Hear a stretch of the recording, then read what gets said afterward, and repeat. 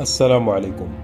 تسببت تغريدة للإعلامية الجزائرية والمذيعة بقناة الجزيرة خديجة بن قنة بهجوم ضار من قبل المغردين على زميلها في القناة السوري فيصل القاسم.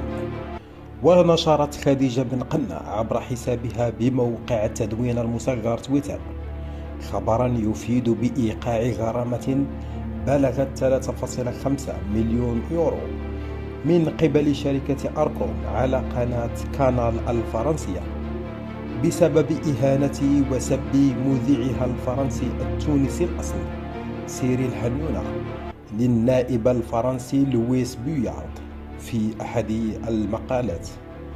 وعلقت بن قنة على الخبر بالقول: مذيع يسب ضيفه فتعاقب قناته بدفع غرامة قدرها 3 ملايين ونصف يورو في فرنسا لتتبع قولها بوسم مذيع قليل أدب.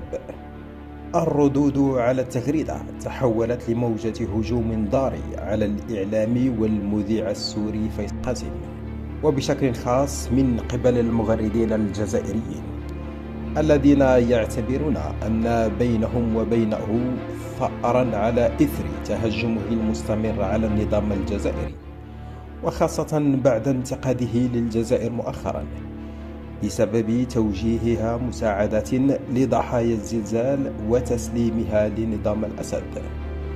وفي هذا السياق قال المغرد الجزائري خضور عمراني: قد يتسبب فيصل القاسم في ضاربة لقناة الجزيرة تفوق هذه الضاربة إذا لم تؤدبه، لأن أدبه في الحضيض.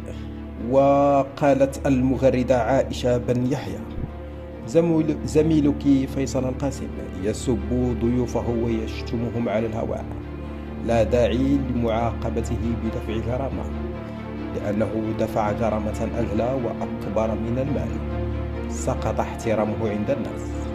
أحد يشاهد برنامجه السخيف الذي أكل عليه الدهر وشرب، ولم يعد يشاهده إلا هو نفسه، وربما زوجته وأولاده. وعلق مغرد آخر على التغريدة بالقول: الكلام على المذيع الفرنسي والمعنى على فيصل القاسم.